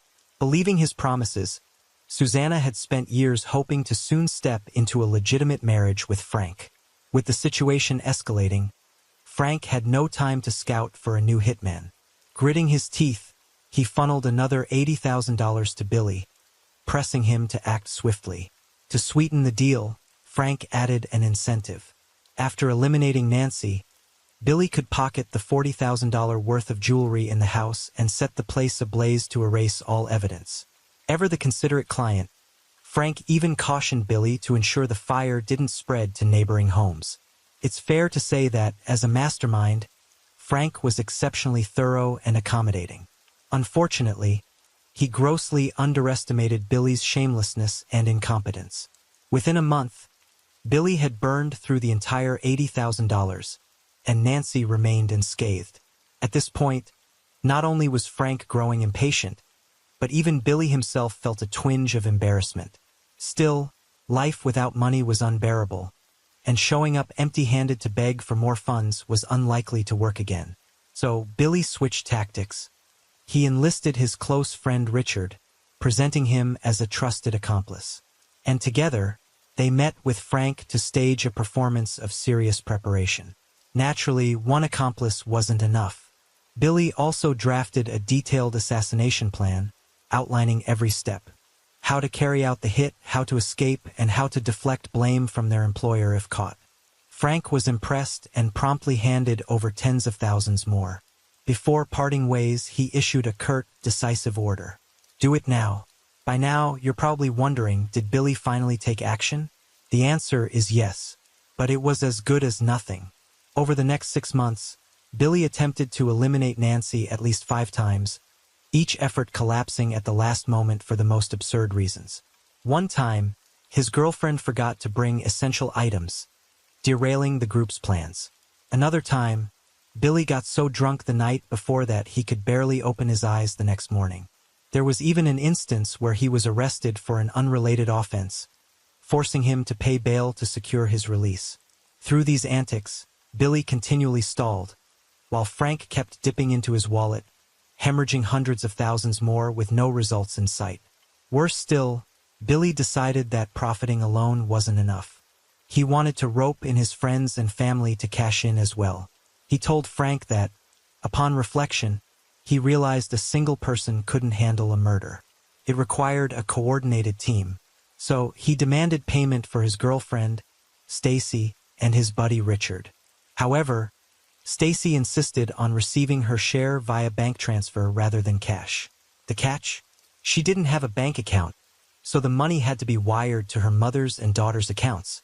To ensure everyone's silence, Billy suggested Frank add a 20% hush fee to each transfer. Thus, Billy's so-called assassination team ballooned into a sprawling network of over a dozen people. Richard, Stacy, distant cousins, neighbors, and sworn brothers, all dragged in as pretexts for more money. By 2012, the total sum Frank had paid to Billy and his cohorts was nearing a staggering $3 million. At this point, even someone as gullible as Frank couldn't ignore that he'd been thoroughly conned. But the problem was he was in too deep to back out. Billy, fully aware of this, shifted tactics. He stopped merely asking for money and began outright extorting Frank. He threatened to spill the entire murder-for-hire scheme to the police if Frank dared to stop the payments. Cornered, Frank had no choice but to keep forking over cash, helplessly watching an entire network thrive off his criminal secret. It wasn't until May 2012 that a glimmer of progress appeared. That day, Frank met Billy as usual. In previous meetings, Billy had come alone, or with Richard and Stacy, no one else. But this time, a new face joined them. A young man named Dustin, Stacy's son. Frank quickly saw an opportunity. While Billy and Stacy were distracted, he discreetly obtained Dustin's contact information, already formulating a plan to switch operatives. Frank figured that the son of two deadbeats like Billy and Stacy was unlikely to be a saint. But that was precisely the point. At just 18, Dustin was likely bold, reckless, and unjaded by years of scheming. With enough money, he'd probably do anything. And the offer Frank made was impossible to refuse. If Dustin completed the job, he'd receive a $100,000 bonus up front, followed by a fixed monthly stipend of $5,000 for life. In other words, Frank promised to bankroll him forever. As expected, Dustin agreed instantly, without a moment's hesitation. But Frank's clandestine maneuver didn't stay secret for long. Billy and Stacy soon caught wind of his attempt to poach their son. They planned to sabotage the deal, but before they could act, both were arrested again for drug-related charges. This was hardly surprising. Billy had been in and out of jail countless times, always bailed out by Frank to keep him on task. This time, however, was different. With a new hitman in Dustin, Frank had no reason to waste another dime on the useless duo. Despite Billy and Stacy's desperate pleas, incessant calls, and promises to act immediately if released, Frank was resolute. "We're done. From now on, I only work with Dustin." True to form, Frank's declaration of cutting ties enraged Billy. Without hesitation, he approached a prison guard and spilled the entire story of Frank hiring him to kill Nancy. But things didn't unfold as he'd hoped. The police didn't just dismiss his claims. They treated Billy like a delusional addict spinning wild tales. After all, who would believe a drug-addled conman like Billy could swindle someone out of $3 million? Sounded like a bad joke. Meanwhile, though Frank had successfully ditched Billy and secured a new hitman in Dustin, he was blissfully unaware that he'd stumbled into yet another trap. Because Dustin, it turned out, was genuinely intellectually disabled. Forget carrying out a murder. He couldn't even handle basic tasks like refilling a car's coolant. But Frank, oblivious to this, believed he'd finally found his ace in the hole. On July 4th, 2012, America's Independence Day, Frank met with Dustin to seal the deal. Amid the festive atmosphere, coupled with a $24,000 advance, Dustin was over the moon, so elated in fact, that he immediately rushed to buy drugs, danced the night away at a bar, and handed out drinks and drugs like a high roller. To top it off, he posted a selfie on Facebook, clutching a wad of cash with a dazed, distorted grin. In a final burst of euphoria, while driving home, Dustin tossed thousands of dollars out his car window, scattering bills like confetti for good luck. Predictably, such reckless antics didn't go unnoticed. A mutual acquaintance, Jason Lending, witnessed this sudden extravagance and confronted Dustin about the source of his windfall. Without a hint of discretion, Dustin spilled the entire story of the murder-for-hire scheme, even bragging that it was easy money, just one job for a lifetime of luxury. Jason, far from alarmed, felt a pang of envy. Why didn't I stumble into a deal like this? Seizing the moment, he devised a bold plan. While Dustin was distracted, Jason secretly copied Frank's phone number. Back home, he and his wife, Stephanie, hatched a scheme to extort Frank. Their plan was straightforward. Jason called Frank, claiming he knew all about the plot. If Frank wanted to avoid trouble, he'd better pay to talk. Truth be told, Jason wasn't expecting much. He didn't even know Frank's real name. How could he report him? The call was a gamble. If it paid off, great. If not, no loss. To his surprise, Frank was remarkably cooperative. Without much probing, he agreed to pay $35,000 to keep Jason quiet. You might assume Jason would pull a Billy, milking Frank for more. But Jason was different. As a seasoned hustler, he valued credibility. Seeing Frank's prompt payment, Jason kept his word, vowing never to contact him again and to bury the secret forever. But life is full of twists. Just when Jason thought his cameo was over, Frank reached out to him. Why? Because Frank saw Jason as the most principled person he'd encountered in his chaotic quest to hire a hitman. The others were addicts, lunatics, or greedy leeches. But Jason took the money and vanished without a fuss. So Frank made an offer. Would Jason act as a broker for the assassination of Nancy, his still-living wife? But hadn't Frank just hired Dustin? True, but Dustin proved hopelessly incompetent. Unable to grasp the plan or even remember the route to Frank's house, Frank sighed in frustration. He had no choice but to find someone new. This time, he dangled a tantalizing deal.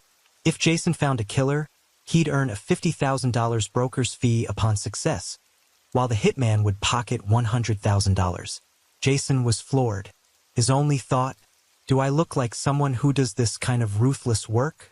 But with $150,000 staring him in the face, refusing seemed foolish. So, despite his nerves, Jason agreed. Unlike Billy, Jason had no reliable crew to recruit, so he turned to his wife, Stephanie, to pose as the assassin. With a dye job and a masculine disguise, Stephanie was ready to play the part. The couple conned Frank again, pocketing another $10,000 before cutting contact and vanishing from his life, as if they'd never existed. When police later heard the story, they were incredulous, joking, "Do you really think Frank was this gullible?" Jason and Stephanie replied in unison, "Yes, he was that gullible." After 3 years of dead ends, on August 18, 2012, the task of killing Nancy fell back to Dustin, the dimwit Frank deemed the least deceitful. Through countless betrayals, Frank learned a bitter truth. The hitmen he'd hired were nothing like the polished killers in movies. They were either too stupid or too cunning, focused solely on fleecing him without any intent to follow through. So he entrusted the job to Dustin, figuring his lack of guile made him obedient. And thus, the opening scene of the crime unfolded. Technically, Dustin followed instructions. The bullet struck Nancy's temple, piercing her nose, throat, and lung. But one critical detail changed everything. In his panic, Dustin grabbed Nancy's purse and fled. He didn't realize Nancy wasn't dead. Despite her grievous injuries, she crawled into the house and dialed 911. When police and paramedics arrived, Nancy was still conscious and was ultimately saved. Thanks to Nancy's precise description of her attacker, police swiftly apprehended Dustin. His feeble mind couldn't hold a secret for long, and Frank's 3-year scheme unraveled completely. At the time of the attack, Frank was on a business trip out of town. When police called to inform him of Nancy's assault, he sobbed dramatically and rushed home, playing the part of a devoted husband. But the first thing police did upon meeting him was seize his phone. Text messages, call logs, and a 3-year trail of infidelity and conspiracy were laid bare. Combined with Dustin's confession, every player in the plot to kill Nancy, including Billy, was summoned and interrogated. By now, Frank had nothing left to hide. His secrets were exposed, and he faced the full weight of the law. The story seems to reach its end, but does anything feel off? There's a nagging sense that something throughout this tale doesn't quite add up, though it's hard to pinpoint. Consider this. Was Frank intelligent? Clearly not, if Billy swindled him out of millions. Yet, how could someone so foolish amass such wealth? As mentioned earlier, Frank was the head of an accounting firm. Could a man in that position truly be so naive? So why did Frank spend so recklessly? 2 possibilities emerge. First, his family was so wealthy that a few million, or even tens of millions, was pocket change. But Frank wasn't from an elite dynasty. That leaves the second possibility. The money he spent wasn't his. When this case broke, it captivated the media, and investigators dug deep into its financial underpinnings. They discovered that Frank's lavish spending came entirely from a client named Richard Riley. Who was Richard? A military contractor supplying the U.S. Army in Iraq, working for the Department of Defense. Richard hired Frank to legally transfer vast sums from the Middle East to the U.S. To facilitate this, he provided Frank with multiple offices and a private jet. But a review of the books revealed Frank had embezzled over $30 million from Richard over the years. Suddenly, it became clear. Whether bankrolling his mistress or plotting his wife's murder, Frank never spent a dime of his own money. While Billy and his ilk schemed to con a few million, Frank effortlessly siphoned tens of millions without breaking a sweat. In August 2014, Frank Howard's trial for orchestrating his wife's attempted murder began. With overwhelming evidence and numerous witnesses, he was convicted of attempted murder and sentenced to life in prison. Yet the most astonishing moment came from the victim herself. Despite her severe injuries and the loss of one eye, Nancy told reporters, "I've never hated Frank. He's the father of my children, and that love will always remain. If he were released, I'd forgive him because I refuse to live in resentment." Hearing these words, Frank, clad in prison garb, wept silently, unable to speak. A tragic assassination plot ended on a hauntingly human note. The conman who stole $3 million trembled in the witness stand. The mastermind who embezzled $30 million sobbed in his cell. And the wife who lost an eye declared, "I choose forgiveness." As we mock the incompetence of hired killers and marvel at the greed of a wayward husband, this case forces us to confront a painful truth about marriage. Bonds forged by rings and riches often pale beside a heartfelt apology. The eye Nancy lost became her third eye, piercing the illusions of this world. When marriage becomes a game of wealth, love is always the first casualty.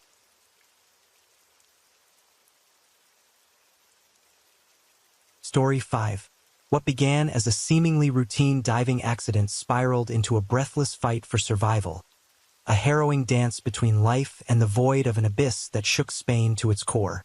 In 2023, two Spanish divers, Dionisio and Ricard, set out to explore the uncharted depths of Covetal's Arques, a submerged cave whose furthest reaches no human had ever touched.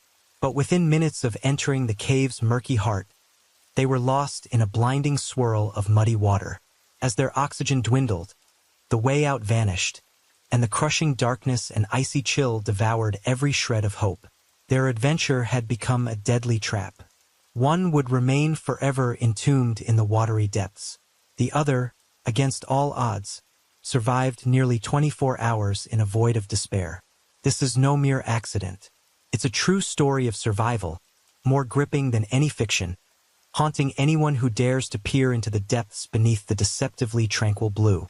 Balaguer, a breathtaking coastal gem in northeastern Spain, where majestic cliffs cradle shimmering turquoise waters, paints a scene of serene, almost otherworldly tranquility. Few could imagine that beneath those cliffs lies a secret of the sea. Covetal's Arques, a Catalan name meaning the domed underwater cave, carved by the relentless erosion of the ocean. This mystical entrance lies 10 meters below the surface. When sunlight pierces the crystal-clear water, illuminating the cave's unique vaulted ceiling, the underwater world erupts in a dazzling, almost blinding display of beauty. This sanctuary teems with marine life, a paradise for adventurers, photographers, and marine biologists alike. Unlike the treacherous complexity of many underwater caves, Covetal's Arques has earned a reputation among divers as a safe diving destination. Stepping into the cave, the first 45 meters unfold as a gentle stone pathway, spacious and nearly parallel to the surface. The cave floor is speckled with rocks of varying sizes, with minimal silt and water so clear it reveals every detail. Between 20 and 30 meters, a mesmerizing chamber rises, home to countless lobsters, affectionately dubbed the Lobster Cave. The cave's unique shape, narrow at the top, widening toward the base, with its ceiling rising above the waterline, creates a natural air pocket. The scenery is breathtaking, the space so inviting that even novice divers can comfortably explore its ethereal beauty. The stone path ends at the 45-meter mark, where the cave abruptly turns 90 degrees. In 2014, this point marked the deepest human exploration of the cave. Whispers among divers told of a legendary expanse beyond the muddy passage, a vast, mysterious chamber brimming with secrets. This tantalizing myth ignited the adventurous spirits of four friends. Though seasoned in open-water diving, they were novices in the unforgiving realm of cave diving. Yet, The cave's reputation for safety and its unblemished record lured them into a bold decision. Coba dels Arques would be their first foray into cave diving. On July 19, 2014, a radiant Saturday bathed in golden sunlight, with the sea calm as glass, a small boat set out from the harbor toward Balaguer. Aboard were the four friends, led by Dionisio, their trusty camera in tow to capture every moment. In the lens, their faces glowed with anticipation, eager to unveil the mysteries below. Soon, the boat anchored beside Balaguer's towering cliffs. Dionisio, Ricard, and Marino donned their diving gear and slipped into the cool, clear water, while Javier stayed aboard, keeping watch.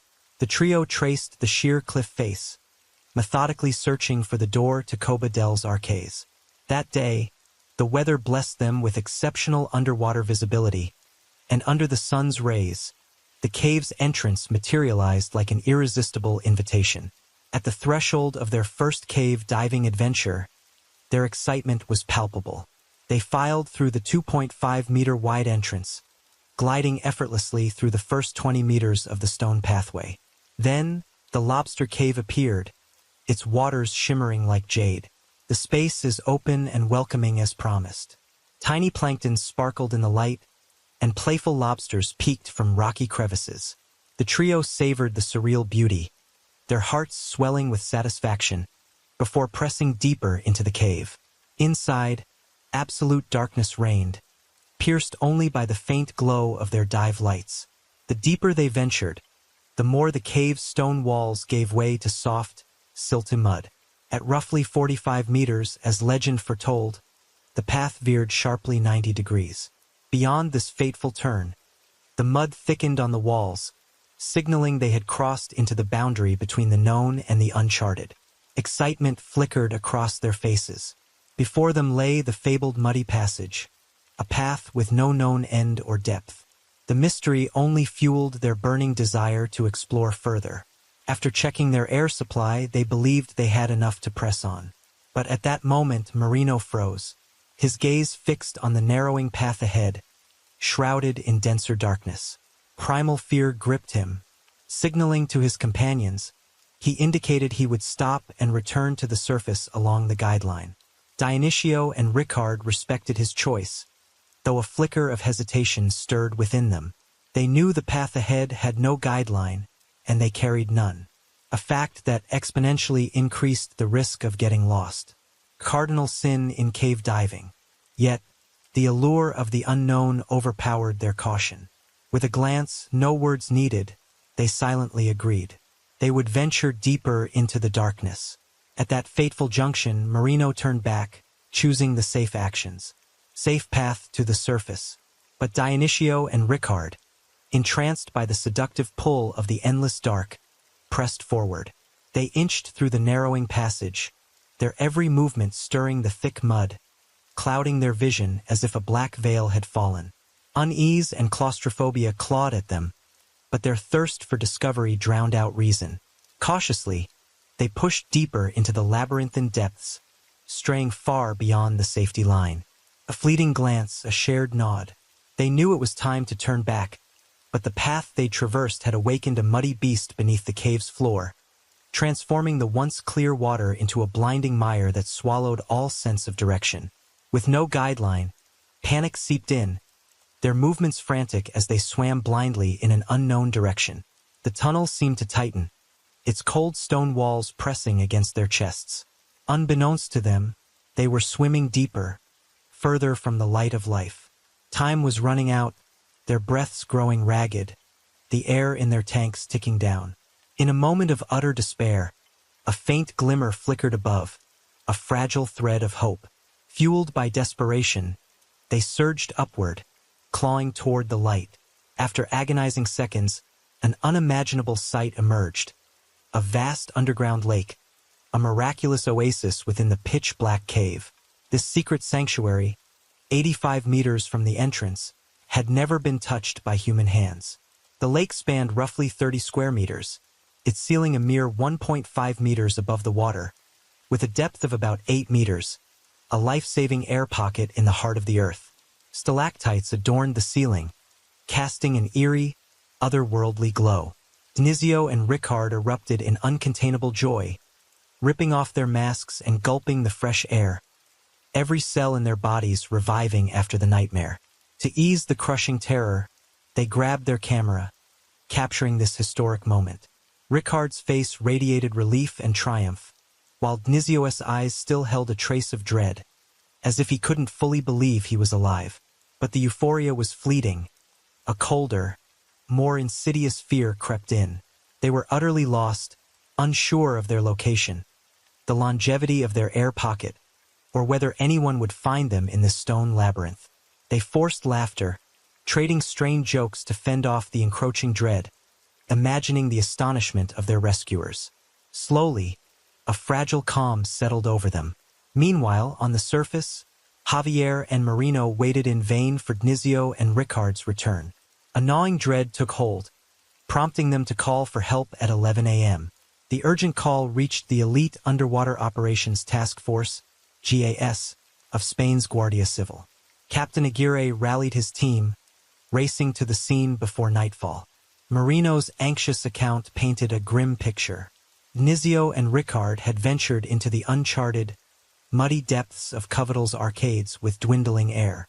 Every second counted, and the atmosphere at the site grew suffocatingly tense. Despite the unknown terrain and inherent dangers, the GAS team resolved to race against death. Captain Aguirre and a teammate dove in, safely reaching the 45-meter turn. There, they faced a wall of thick mud, a chaotic aftermath of the diver's passage. With no guideline and zero visibility, pressing further was tantamount to suicide. Prioritizing safety, they halted the search, returning to the surface to devise a more strategic rescue plan. Through the pitch-black night, an urgent assembly unfolded. The rescue team rallied in formidable coalition. Seasoned professional divers, marine biologists with intimate knowledge of underwater caves, photographers with keen eyes for the ocean's depths, and local fishermen familiar with these waters, all clinging to the faint hope of uncovering any clue about the labyrinthine arcades. At last, a marine biologist produced a hastily sketched map of the cave, but it ended at the treacherous 45-meter turn. Beyond that point, an impenetrable veil of mystery remained. As dawn broke, Captain Aguirre led the resolute rescue team back into action. The cliffs of Balaguer had become a focal point, swarmed by reporters hungry for every update. Learning from the previous night's challenges, the team now equipped themselves with guidelines to chart the unyielding darkness. They painstakingly cleared scattered rock debris along the path, inching toward the fateful turn. After a night of eerie stillness, the muddy haze in the tunnel had settled, restoring clearer visibility and kindling hope for the search. The GS divers cautiously navigated the silted passage, meticulously laying down the guideline as they advanced. At last, their dive lights illuminated the underground lake, the end of a harrowing journey. The sudden vastness of this space, a stark contrast to the suffocating confines of the tunnel, left the team in awe. As the beam of a flashlight swept across the serene lake, Ricard surfaced, motionless. Piercing silence gripped the scene. After a somber check, the rescuers bowed their heads, confirming the heartbreaking truth. He was gone forever. Grief lodged in their throats, but a stray beam of light grazed the rocky wall. A faint silhouette flickered on the water's surface. Dnizio. A grueling day had passed, and a miracle had unfolded. Dnizio was still breathing, a beacon of life in this subterranean hell. Clinging to the jagged rocks, he fought exhaustion, struggling with every ragged breath to keep his fading consciousness afloat. His gasps rasped like a death rattle, his body trembling uncontrollably from bone-chilling cold. Stark signs of oxygen deprivation and dehydration blazed like warning sirens. His life hung by a gossamer thread. Without hesitation, a rescuer pressed an oxygen mask to Dnizio's face, but he had slipped into a delirious haze. Subconscious panic drove him to resist feebly, his mind barricaded against their urgent reassurances. In this razor-thin margin between life and death, the team worked relentlessly, shuttling between the cave's entrance and the lake, delivering fresh oxygen tanks to sustain the fragile pocket of air. desperate to preserve the flicker of life within Knizio. Dropped by precious drop, electrolyte water was gently administered, a small act to rekindle his waning strength. But the peril was far from over. How could they guide Knizio back, convincing him to retrace the only path to salvation? Lost in the fog of unconsciousness, Knizio was adrift within his own body, unaware of the tragedy that had unfolded. To him, the divers in their gear were suspicious intruders, and instinct drove him to resist fiercely. The rescue teetered on the brink of crisis. A bold yet perilous idea emerged: sedate Knizio to swiftly extract him from the cave. But this was a desperate gamble. Sedation underwater posed a lethal challenge to maintaining respiration, compounded by his weakened state and the treacherous narrow passage that could spell disaster. Captain Aguirre weighed the risks, and with the weight of responsibility pressing down, he rejected the hazardous plan. Above the surface, anxiety cast a dark shadow, while Knizio's closest friends, Marino and Javier, kept a sleepless vigil, praying for a sliver of then. A spark of inspiration struck Aguirre. Could calling Knizio's name, in the voices of those he loved, breach the wall of his unconsciousness? Under the team's careful guidance, Marino suppressed his dread and followed the guideline, inching toward his struggling friend.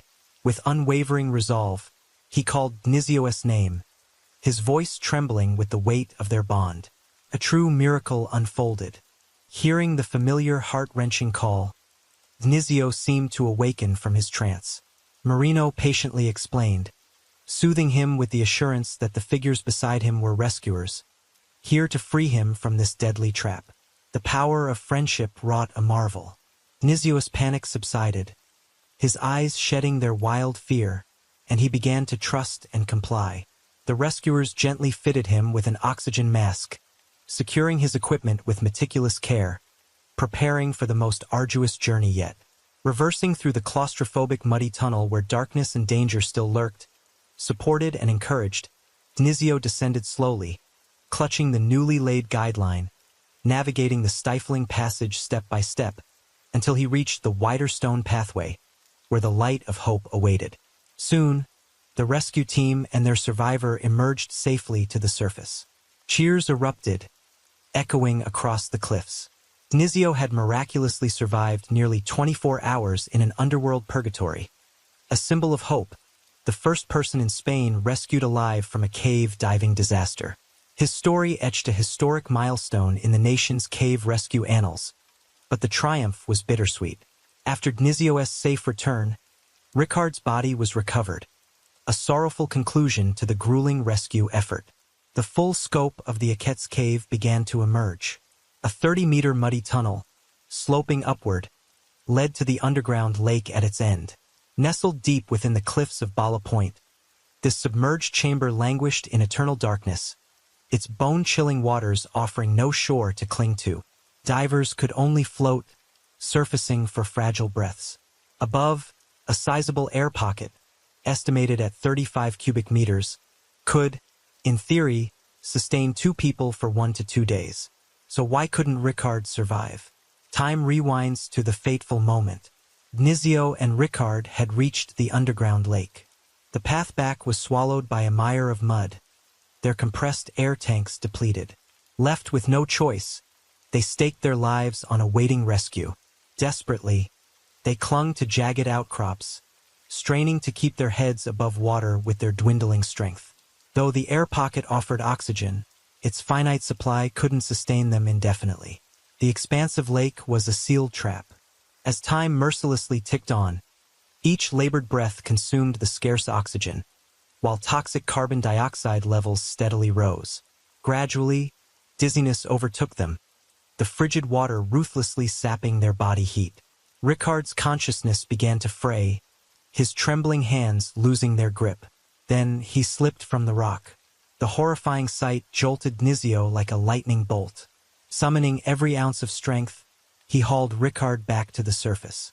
For a fleeting moment, the brink between life and the eternal abyss seemed to rouse Ricard. They tried to talk, grasping for slivers of hope in the suffocating dark. Time crawled, each second stretching into eternity. Then, After an uncountable span, Ricard faltered again, sinking into the icy depths. Dnizio fought to hold on, but his own body teetered on the edge of collapse, powerless as his companion vanished into the endless black.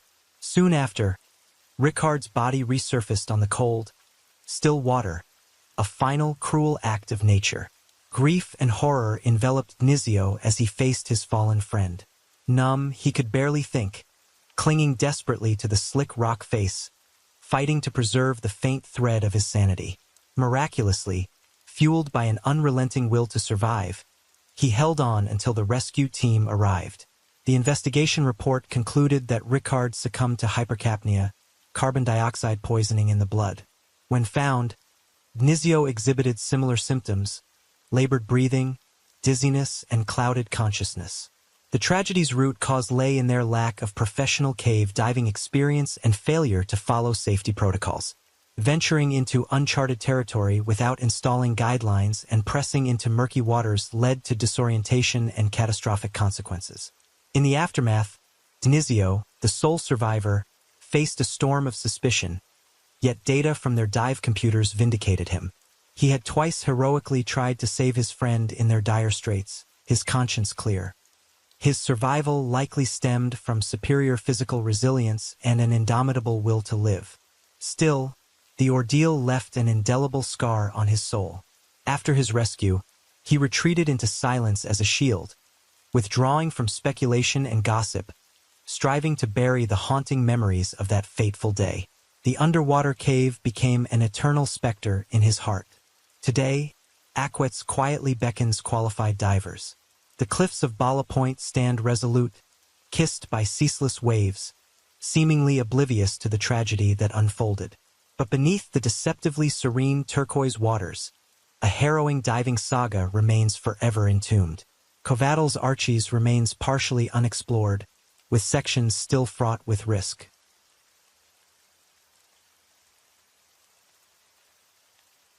As the rain falls and the night deepens, thank you for being here with me at Radio Night Crime.